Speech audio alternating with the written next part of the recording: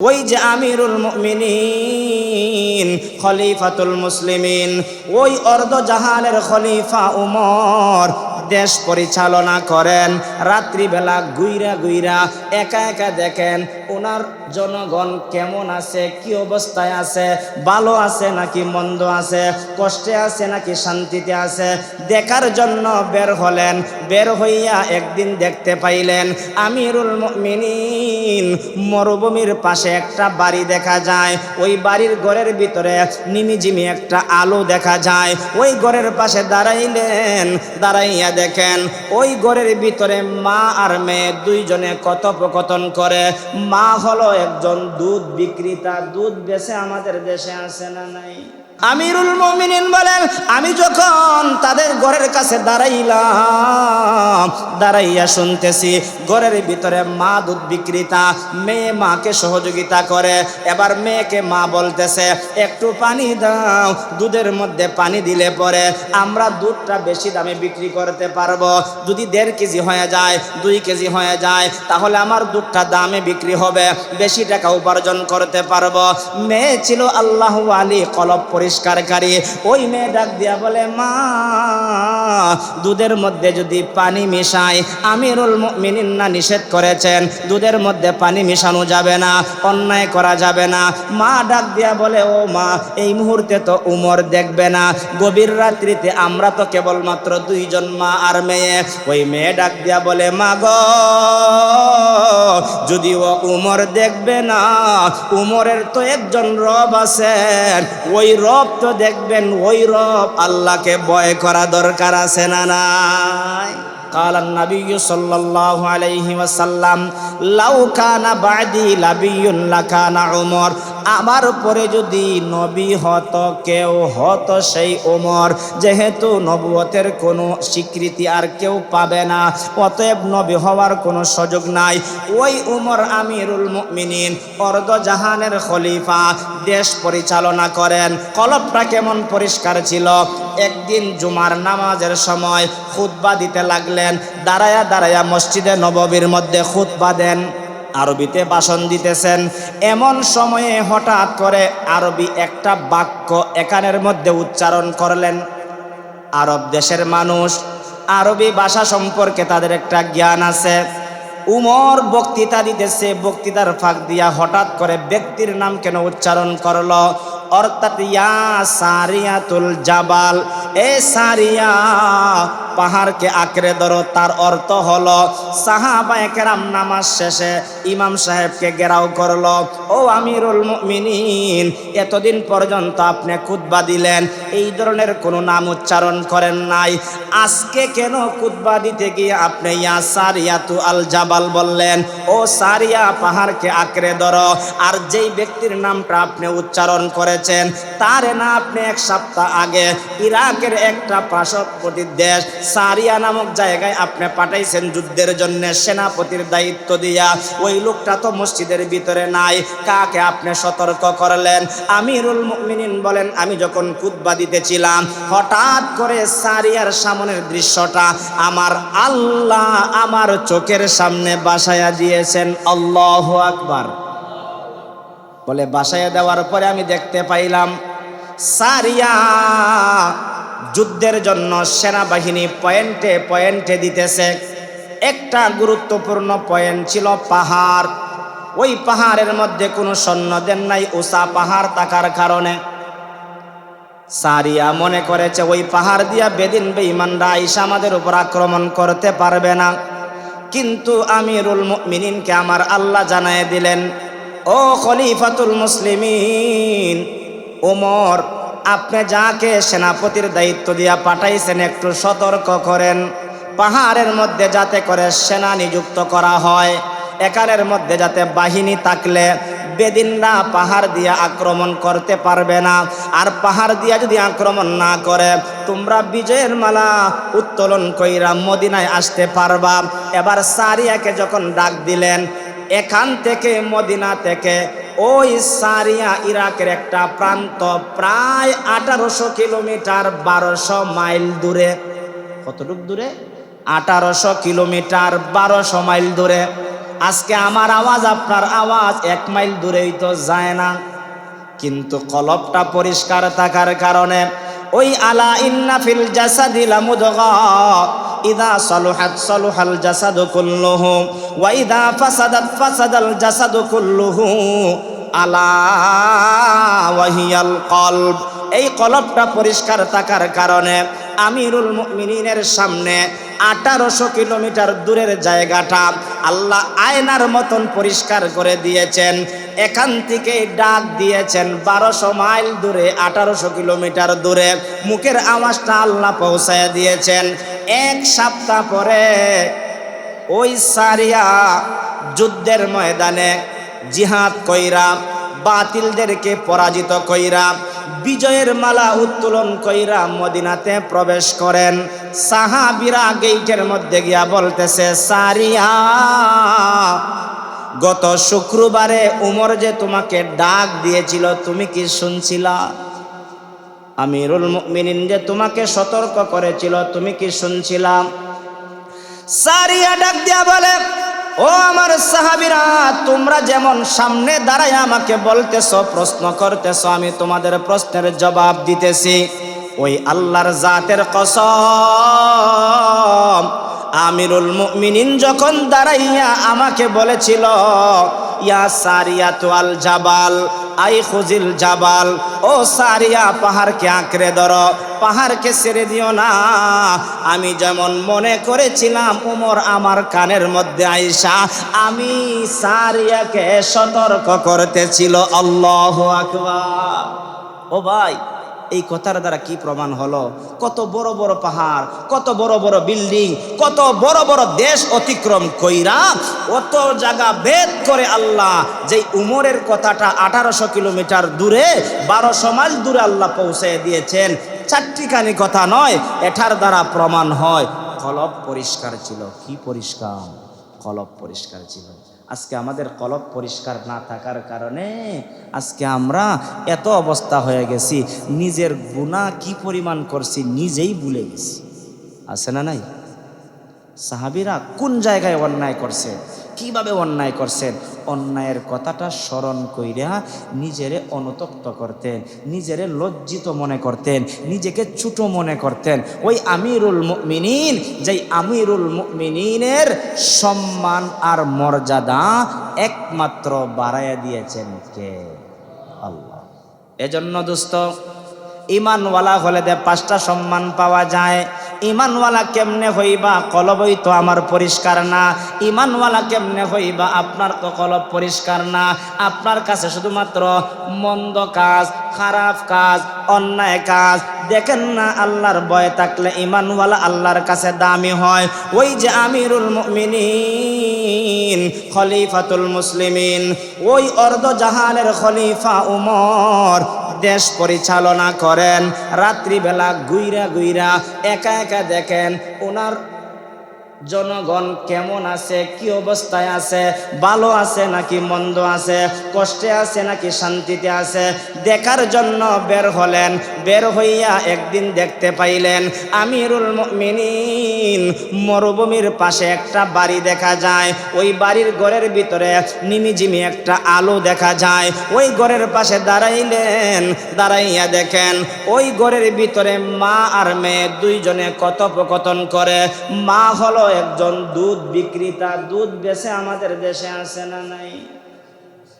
দুধের মধ্যে পানি মিশায় না, মিশাইনি। জিগাইলে কয়, হুজুর আমি তো দুধে পানি মিশাইছি না। তার মানে জগে আগেই পানি জ্বালাইছে। এরকম ভাবে দুধের মধ্যে পানি মিশাইয়া 1 কেজি দুধ 2 কেজি বানায়া বিক্রি করে। এটা যার কাছে বিক্রি করলো তাকে ধোঁকা দিল। দুনিয়ার মানুষকে ধোঁকা দেওয়া যায়, আল্লাহকে ধোঁকা দেওয়া যায় না। আমিরুল মুমিনিন বলেন, আমি যখন তাদের ঘরের কাছে দাঁড়াইলাম, দাঁড়াইয়া শুনতেছি ঘরের ভিতরে মা দুধ বিক্রেতা, মেয়ে মাকে সহযোগিতা করে। এবার মেয়েকে মা বলতেছে, একটু পানি দাও। দুধের মধ্যে পানি দিলে পরে আমরা দুধটা বেশি দামে বিক্রি করতে পারবো। যদি 1.5 কেজি হয়ে যায়, 2 কেজি হয়ে যায়, তাহলে আমার দুধটা দামে বিক্রি হবে, বেশি টাকা উপার্জন করতে পারবো। মেয়ে ছিল আল্লাহু আলী, কলব পরিষ্কারকারী। ওই মেয়ে ডাক দিয়া বলে, মা দুধের মধ্যে যদি পানি মিশাই, আমিরুল মুমিনিন না নিষেধ করেছেন দুধের মধ্যে পানি মিশানো যাবে না, অন্যায় করা যাবে না। মা ডাক দিয়া বলে, ও মা, এই মুহূর্তে তো উমর দেখবে না, গভীর রাত্রিতে আমরা তো কেবলমাত্র 2 জন, মা আর মেয়ে। ওই মেয়ে ডাক দিয়া বলে, মা গো, যদিও উমর দেখবে না, উমরের তো একজন রব আছেন, ওই রব তো দেখবেন, ওই রব আল্লাহকে ভয় করা দরকার আছে না নাই? এই কথাটা বলছেন, আর উমর বাহির থেকে শুনছেন। শুইনা নিজেকে এত ছোট মনে করছেন আর বলছেন, আল্লাহ, আমার জামানায় আমার অধীনস্থ লোকেরা যদি এত ভয় আপনাকে পায়, তারা তো আপনার কাছে দামি হবে, এতে কোনো সন্দেহ। আচ্ছা, গভীর রাত্রিতে পানি মিশাইলে কেউ দেখলো নাই, কিন্তু মেয়ে মাকে নসিহত করলো, মা তুমি পানি মিশাইতে পারবা, কেউ দেখবে না, উমরও দেখবে না, দেখবেন কে? এজন্য ইমানদার ভয় করে, ইয়া আইয়ুহাল্লাযীনা আমানুত্তাকুল্লাহ, হে ইমানদারগণ, একমাত্র ভয় করো কাকে? আরো জোরে বলেন, কাকে?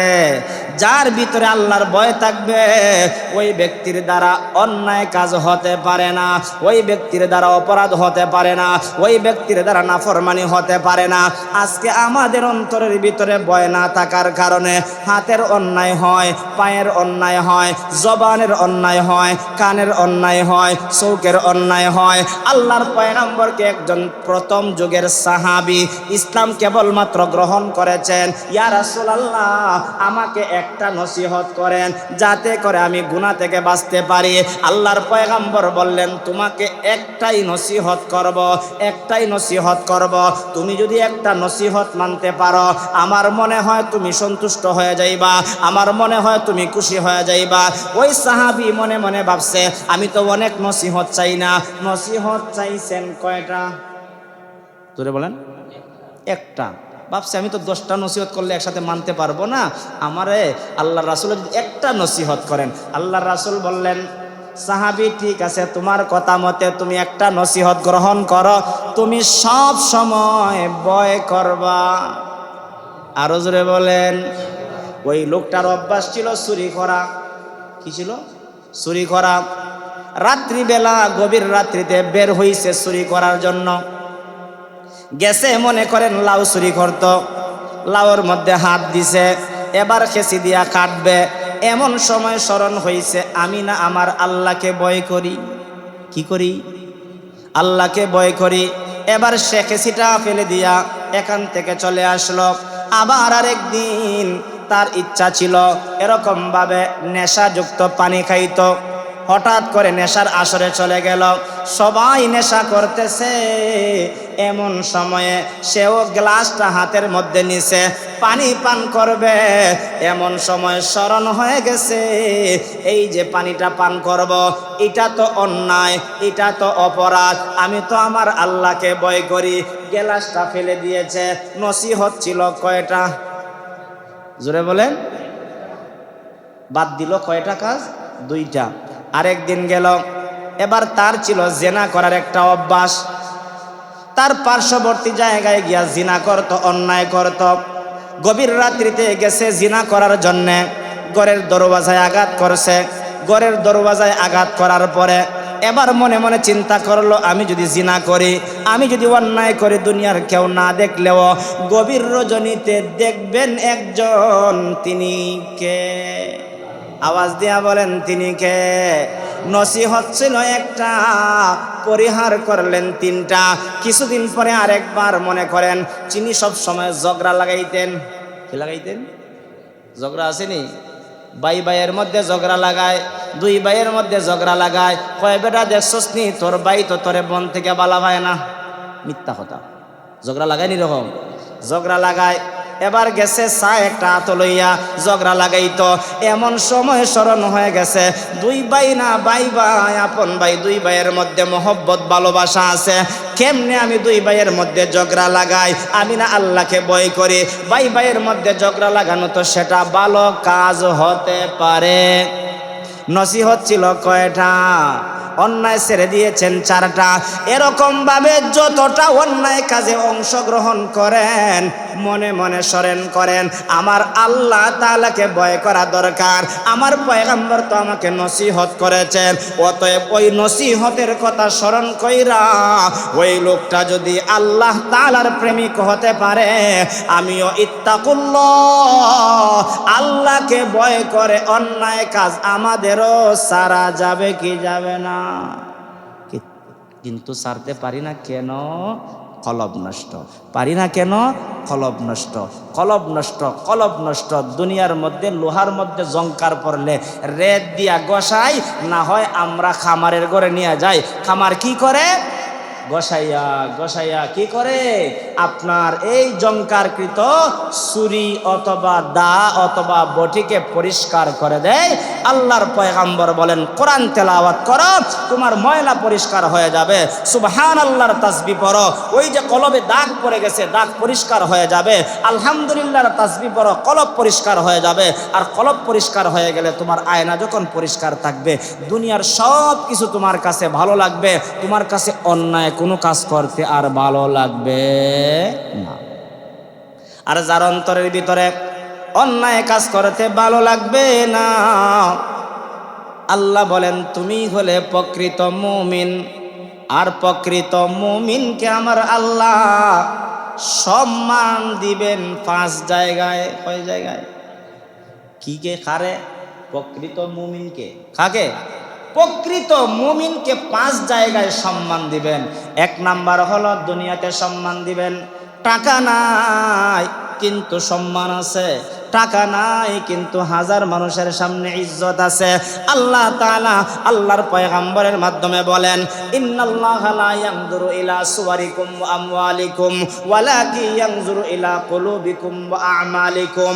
আল্লাহ তোমার চেহারা দেখেন না, তোমার সৌন্দর্য দেখেন না, তোমার আকৃতি দেখেন না, তোমার চেহারাটা কেমন, তোমার আকৃতিটা কেমন, তোমার এরকম ভাবে হাতটা কেমন, তোমার পাটা কেমন সেটা আল্লাহ দেখেন না।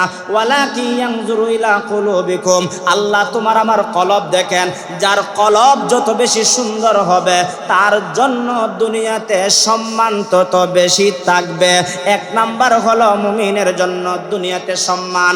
টাকা না থাকতে পারে হাজার মানুষের সামনে সম্মান আর মর্যাদা দিতে পারেন কে?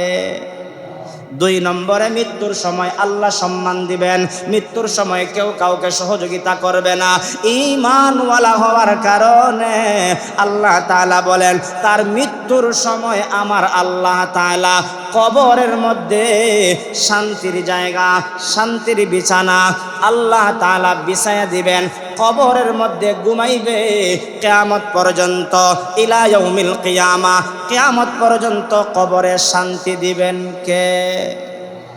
3 নাম্বার হলো হাসরের ময়দানে সম্মান দিবেন। হাসরের ময়দানে বাবা সন্তান থেকে পলায়ন করবে, স্বামী তার স্ত্রী থেকে পলায়ন করবে। আল্লাহর পয়গম্বর বলেন 3 জায়গায় আমাকে তালাশ করবা। একটা হলো হাউজে কাউসারের সামনে, আরেকটা হলো মিজানের পাল্লার সামনে, আরেকটা হলো ফুলসিরাতের সামনে। 3 জায়গায় আমি বিশ্বনবীকে পাইবা, যেখানে দৌড়িয়া যাইবা যাতে করে আমার উম্মত পেরেশানির মধ্যে না পড়ে। সেজন্য আমি বিশ্বনবী 3 জায়গায় দৌড়াদৌড়ি করব। কোন জায়গায় আমার উম্মত পেরেশানিতে পড়বে আমি বিশ্বনবী তাকে সহযোগিতা করব। আর আল্লাহর পয়গম্বর বলেন 5 জায়গায় যে সম্মান দিবেন, এর মধ্যে 3 নাম্বার হলো হাসরের ময়দানে আল্লাহ একজন ইমানদারকে কোটি মানুষের সামনে সম্মান আর মর্যাদা দান করে দিবে। 4 নাম্বারে ফুলসিরাতের ফুল চুলের চাইতেও চিকন আর ভারতের চাইতেও আরো এরকম ভাবে ধারালো থাকবে। 30,000 বৎসরের রাস্তা, যেখানে জাহান্নামীরা যাইবে কাইটা পড়ে যাবে, অর্ধা অর্ধি হয়ে যাবে। ওই ফুলসিরাতের ফুলটা ঈমানওয়ালা, খাঁটি আমলওয়ালা, আল্লাহ প্রেমিক কলব পরিষ্কারকারী বান্দারা যখন যাবে, আল্লাহ তাআলা 30,000 বছরের রাস্তাটা আল্লাহ তাআলা বিদ্যুতের গতিতে তাকে পার করে দিবে। আরো জোরে বলেন। 5 নম্বরে চিরস্থায়ীভাবে যে সম্মানটা দিবেন, কানাত লাহুম জান্নাতুল ফিরদাউসি নুজুলা, এক একটা জান্নাতীকে আমার আল্লাহ সম্মান দিয়া চিরস্থায়ীভাবে জান্নাতের বাড়ি তাকে রেজিস্ট্রি করে দিবে।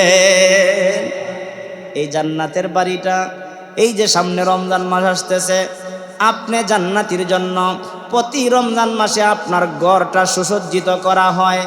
আপনি না রমজান আসলেই দেখা যায় একটা রুম পরিষ্কার করে রাখেন তাহাজ্জুদ পড়ার জন্য, আপনি না ঘরের ভিতরে একটা রুম পরিষ্কার করে রাখেন কোরআন তেলাওয়াত করার জন্য, আপনি না ঘরের ভিতরে একটা জায়গা নির্ধারণ করে রাখেন তাসবিহ পড়ার জন্য, আপনিও ইবাদত করেন, আপনার ঘরের লোকেরাও ইবাদত করে, ঘরটা পরিষ্কার করে, খুশবু দেয়, আতর লাগায়, বিভিন্ন আতর দিয়া ঘরটাকে সুসজ্জিত করে, বাতি যদি ফুটা থাকে নতুন বাতি লাগায়, ফ্যান যদি নষ্ট থাকে ফ্যানটা নতুন লাগায়। কেন লাগায়? ঘরটা সুসজ্জিত করে। দুনিয়ার মানুষ একটা রুমকে সুসজ্জিত করলে, সুন্দর করলে যেমন সুন্দর হয়, এক একটা জান্নাতীর জন্য, আপনি আমার জন্য আমার আল্লাহ তাআলা প্রতিটা রমজান মাসে, রমজানুল মুবারকে আমার আপনার জন্য জান্নাতের ঘরটা সুসজ্জিত করে রাখবেন। সুবহানাল্লাহ। ওই জান্নাতে যেতে হলে 1 নম্বরে ঈমানওয়ালা হওয়া লাগবে। কি হওয়া লাগবে? ঈমানওয়ালা হওয়া লাগবে। ঈমানওয়ালা, আমরা তো নামে ঈমানদার। আমরা কি ঈমানদার? নামে ঈমানদার। এমন ঈমানদার আমরা হইছি যে ঈমানদারের ভিতরে আল্লাহর ভয় আছে। জোরে কইন, আসেনি? এমন ভয় পাই মসজিদ হয় না, এমন ভয় পাই মসজিদও আসি না। এই জন্য এমন ঈমান নিয়া জান্নাতে যাওয়া অসম্ভব হবে না। এই জন্য ঈমানটাকে মজবুত করা লাগবে। ঈমানটারে মজবুত কেমনে করবেন? কলব যে পরিষ্কার না, কলব পরিষ্কার করতে হবে।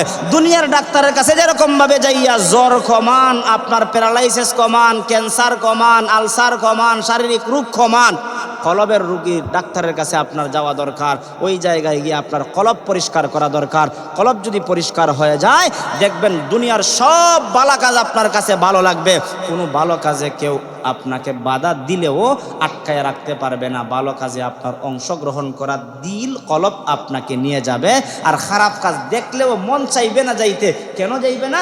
কারণ কলব পরিষ্কার। আল্লাহ তাআলা যেন রমজানের আগে নিজের কলবরে পরিষ্কার করার সবাইরে তৌফিক দান করেন। সবাই বলি আমিন। আরো জোরে বলেন আমিন। আর যদি কলবরে পরিষ্কার করি না, রমজান মাস আইসে দেখবেন নিজেও রোজা রাখতো নাই, গোপনে গোপনে আল্লাহরে ভয় করে মুখে বলে, অন্তর দিয়া হয় না, আর ঘরের ভিতরে দরজা লাগাইয়া খাইব। আর খাইলে জিজ্ঞাসা করলে কিতা কইব? খবর ডাক্তারে কইছে আমার গ্যাস্ট্রিক। কি কইব? খবর ডাক্তারে কইছে আমার গ্যাস্ট্রিক। আর ডাক্তারের ওষুধ তুমি দোহাই দিতে পারবা? আল্লাহর কাছে এই দোহাই দিয়া বাঁচতে পারবা? আর কলব পরিষ্কার থাকলে বলবে আমার জান যা যাইতে পারে, আল্লাহর বিধান বৎসরে একটা মাস পাইছি, এই মাসটারে গনিমত মনে কইরা ইবাদত করব, বন্দেগী করব, প্রস্তুতি নিয়া কলব পরিষ্কার কইরা এখন থেকে মুজাহাদা কইরা সামনের রোজার জন্য প্রস্তুতি আমাদের নেওয়া দরকার আছে না নাই? ক্যান্সার, আলসার, গ্যাস্ট্রিক যা আছে সবার জন্য চিকিৎসা এখন করাইব। 15 দিন সময় আছে, 14 দিন সময় আছে।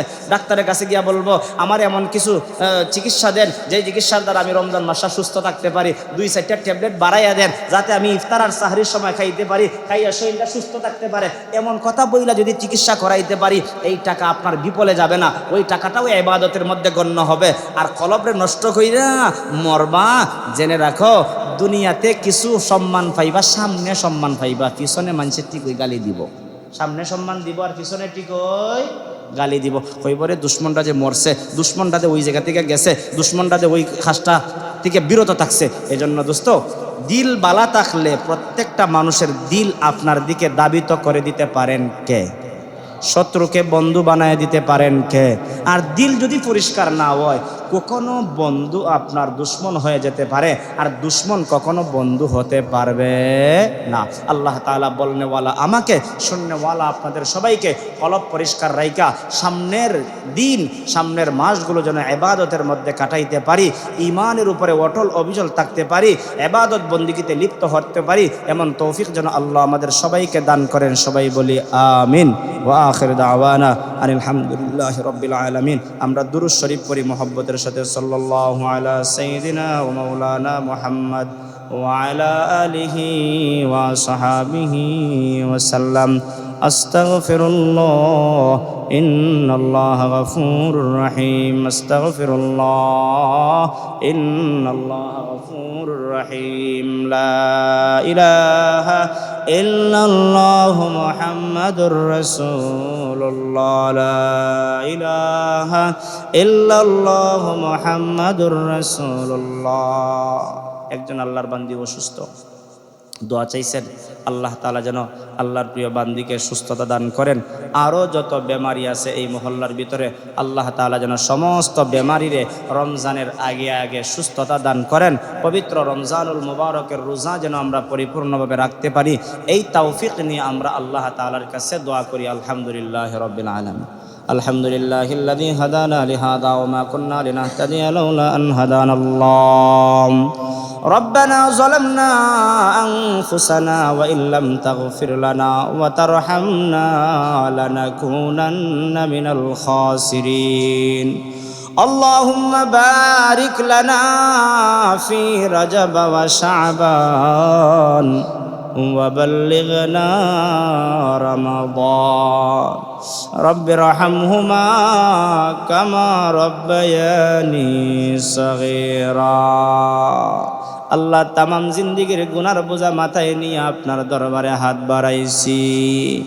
যত গুনাহ করছি মাওলা জীবনে, মাফ করে দাও মাবুদ আল্লাহ নিজ গুণে, মাফ করে দাও মাবুদ আল্লাহ নিজ গুণে। আদর করিয়া মানুষ আল্লাহ বানায়া, কেমনে দিবা জাহান্নামে ফেলিয়া, কেমনে দিবা জাহান্নামে ফেলিয়া। ইয়া আল্লাহ সাদা পাকনা দাড়িওয়ালা মুরব্বীদেরকে নিয়া, যুবক ভাইদেরকে নিয়া, ইয়া আল্লাহ মাইকের আওয়াজ পৌঁছতেছে পর্দার আড়ালের মা বোনদেরকে নিয়ে আপনি মাহবুদের দরবারে ভিক্ষার হাত বাড়াইলাম। জানি আমরা গুনাহগার, আপনি তো গফফার, আমরা গুনাহ করতে ভালোবাসি, আপনি তো গুনাহ মাফ করতে ভালোবাসেন। আল্লাহ আমাদের গুনার দিকে না তাকাইয়া গফফার নামের খাতিরে, বরকতপূর্ণ মাসের খাতিরে আল্লাহ আমাদের সবাইরে মাফ করে দাও। ইয়া আল্লাহ দিল পরিষ্কার করার জন্য যে হাতিয়ারগুলো বলা হয়েছে, হাতিয়ারগুলোরে অংশগ্রহণ করার তৌফিক দান করে দাও। ইয়া আল্লাহ আমাদের সগীরা কবিরা শিরিক বিদআত প্রকাশ্যে গোপনে জানিয়া অজানিয়া, ইচ্ছায় অনিচ্ছায় যত গুনাহ হয়ে গেছে আল্লাহ সমস্ত গুনার উপর লজ্জিত হইয়া জুমার নামাজের আগ মুহূর্তে আপনার ঘর শ্রেষ্ঠ জায়গা মসজিদের মধ্যে বসিয়া মনে মনে তওবা করতেছি। আল্লাহ আল্লাহ আমাদের তাওবারে আপনি কবুল ও মঞ্জুর করে নাও। রব্বুল আলামিন মাওলায়ে কারীম, আল্লাহ আমাদের যত মুর্দেগার অন্ধকার কবরে আছে, জানি না তারা কোন হালতে জিন্দেগি কাটাইতেছে, মাওলা তাদের কবরে যদি কোনো আযাব হয় আমরা তাদের পক্ষ থেকে ক্ষমা চাই। আল্লাহ তাদেরকে ক্ষমা করে দিয়া কবরে জান্নাতের বাগান বানিয়ে দাও। আল্লাহ এখানের মধ্যে অনেক বেমারি আছে শারীরিকভাবে, ইয়া আল্লাহ যে যে রোগ নিয়ে ভুগতেছে রে বা মাওলা আপনার ইলমের মধ্যে জানা আছে, রোগ বেমার থেকে শিফা দান করে দাও। হায়াতের জিন্দেগিতে আল্লাহ প্যারালাইসিসের মতন রোগ দিয়ে আমাদেরকে পরীক্ষা করিও না, ক্যান্সারের মতন রোগ দিয়ে আমাদেরকে পরীক্ষা করিও না, হার্ট ব্লক করিয়া বিছানার মধ্যে ফালাইয়া রাইকো না, ব্রেন নষ্ট করিয়া রাস্তায় রাস্তায় আমাদেরকে ঘুরাইও না। ও দয়ার মালিক, যতদিন বাঁচায় রাখো সুস্থতার সহিত আমাদেরকে হায়াতান তয়্যিবা দান করে দাও, হায়াতের জিন্দেগিটা গোলামির জন্য কবুল করে নাও। ও দয়ার মালিক আল্লাহ, এই মুহূর্তে আমরা যারা হাত বাড়াইছি আল্লাহ আমাদের সবাইরে পেরেশানি মুক্ত জীবন দান করে দাও, অভাব মুক্ত জীবন দান করে দাও। ইয়া আল্লাহ, দুনিয়ার জিন্দেগি আমাদের জন্য প্রশস্ত করে দাও, আখিরাতের জন্য সামানা জোগাড় করার তৌফিক দান করে দাও রব্বুল আলামিন। এই মাসে কত মানুষ গত বছর জীবিত ছিল, আজকে হয়তো তারা দুনিয়াতে নাই। এই মসজিদের প্রথম কাতারে কত মুসল্লি সেজদা দিয়েছে, আজকে তারা দুনিয়াতে নাই। আমরা আজকে সেজদা দিতেছি, হয়তো একদিন আমরাও থাকবো না, কিন্তু আমাদের সেজদার জায়গা থাকবে। আপনার হাবিব তো বলেছেন হাসরের কঠিন ময়দানে সেজদার জায়গা আমাদের জন্য সুপারিশকারী হয়ে যাবে। মাবুদ গো, সেজদার জায়গাটা হাসরের ময়দানে আমাদের জন্য সুপারিশকারী হিসাবে কবুল করে নিও।